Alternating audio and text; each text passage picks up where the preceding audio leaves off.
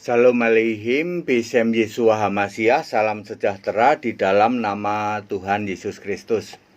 Bersama saya Pendeta Henry Tandianta MBS, kali ini akan membahas sebuah tema. Temanya begini: apakah roh bisa makan? Apakah roh itu bisa makan? Saudara-saudara, ini pengantar dulu ya.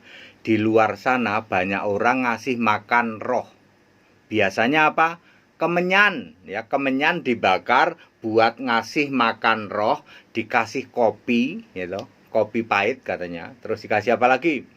Kasih rokok, kasih cerutu. Namanya sesaji, ya, sesaji atau sesajen, ya. Dikasihin ke roh, ya. Kadang-kadang minta juga ayam hitam hidup, ya. Ditunggu kira-kira 24 jam ayamnya diikat, ya. Nanti ayamnya sih nggak akan mati, ya. Di situ terus katanya ada kopi, ada rokok, ada kemenyan dibakar, ya. Itu untuk makan roh, kasih makan roh katanya begitu. Itu di luar sana, ya. Lalu ada yang punya pendapat roh itu bisa makan, bahkan makan orang yang sering disebut tumbal, ya. Roh itu bisa makan orang, ya. Kalau kamu cari pesugihan, ya, entah di mana, entah di gunung mana gitu, ya. Kebanyakan kan Gunung Kawi, terus gunung mana lagi lah, Gunung Kemukus atau gunung mana lagi, ya. Cari pesugihan, ya.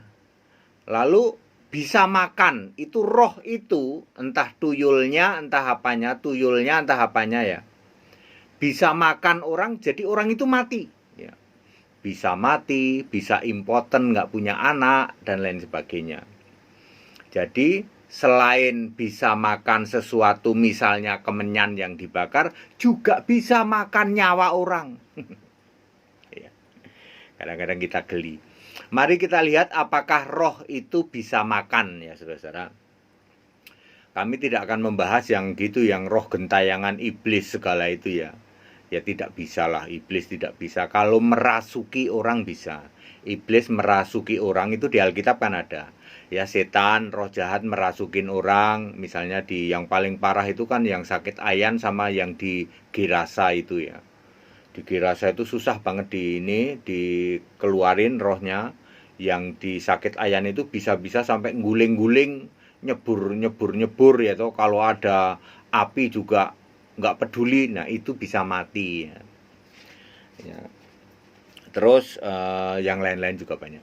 Kita mau membahas apakah roh itu bisa makan. Saudara-saudara, yang akan kita bahas tentu saja kita ketika di surga dalam wujud roh, ya toh. Roh, ya, saya memakai kata-kata roh. Roh itu tubuh kenaikan atau tubuh rohani, ya.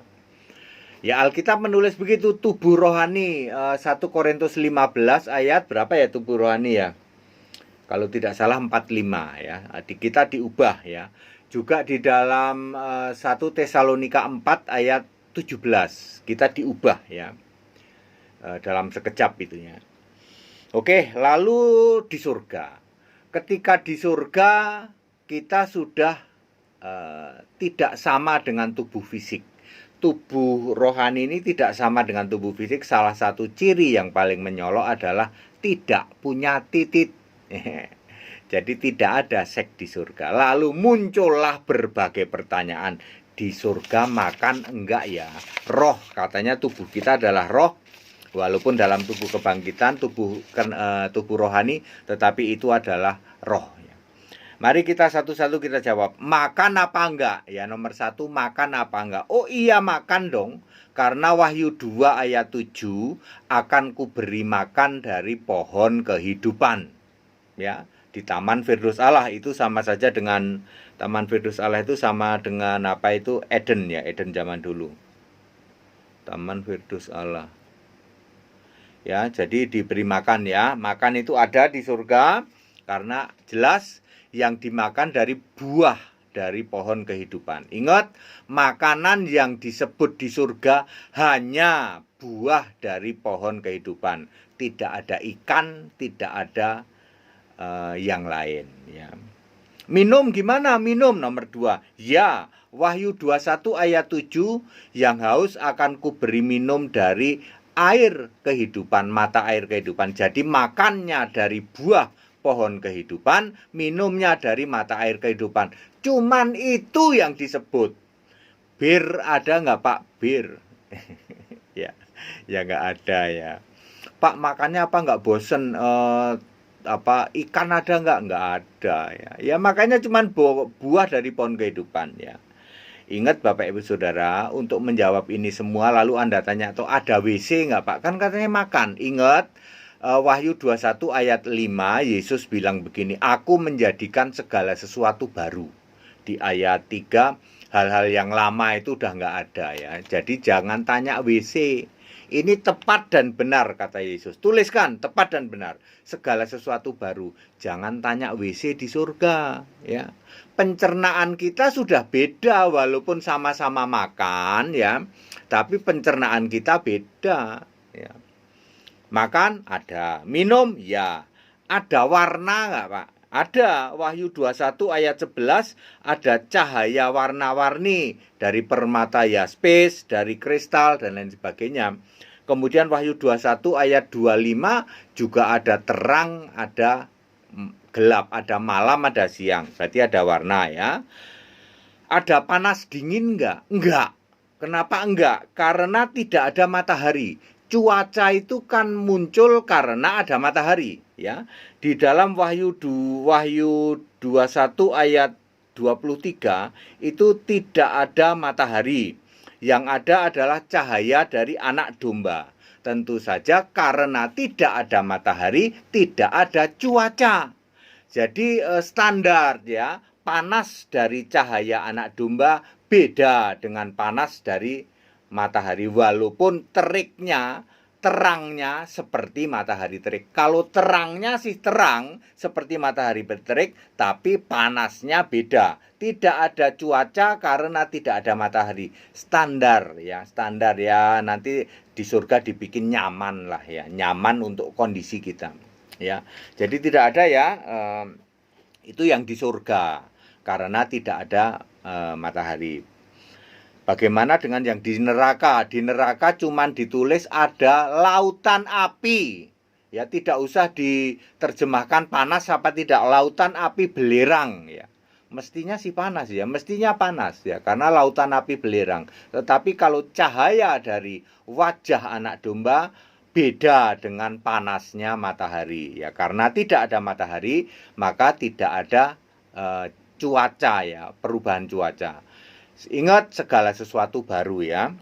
Kemudian ada yang sakit enggak? Tidak ada. Wahyu 21 ayat 4 tidak ada ratap tangis, air mata juga tidak ada, perkabungan tidak ada ya. Tidak ada kematian di surga. 1, 2, 3, 4, 5. Nomor 6. Ada kerjaan enggak di surga? Ada ya, setidak-tidaknya disebut 5. Wahyu 22 ayat 2 ini jadi dokter, ngobatin keluar ke masyarakat di luar Yerusalem baru memakai daun dari pohon kehidupan. Jadi yang pertama jadi tukang penyembuh ya, sebut saja dokter. Lalu Wahyu 21 ayat 24 sebagai kolektor, ngumpulin persembahan dari raja-raja di bumi baru, persembahan untuk surga ya, pasti emas, yaspis yang gitu-gitu ya. Kemudian yang ketiga menjadi raja, Wahyu 22 ayat 5, raja di Yerusalem baru di surga, raja-raja per kelompok-kelompok jumlahnya ada 24, terdiri dari 12 rasul dan 12 tua-tua. Pekerjaan nomor 4 adalah jadi penyembah, Wahyu 22 ayat 3. Kita semua akan menyembah Allah, ya sudah jadi masyarakat penyembah. Kerjaan nomor 5 adalah jadi tim pemuji yang terdiri dari 144.000 di dalam Wahyu 14 ayat 3. Jadi ada kerjaan ya di surga ya. Ya. Kemudian beranak cucu apa enggak? Kan sudah dibilang tidak ada titik.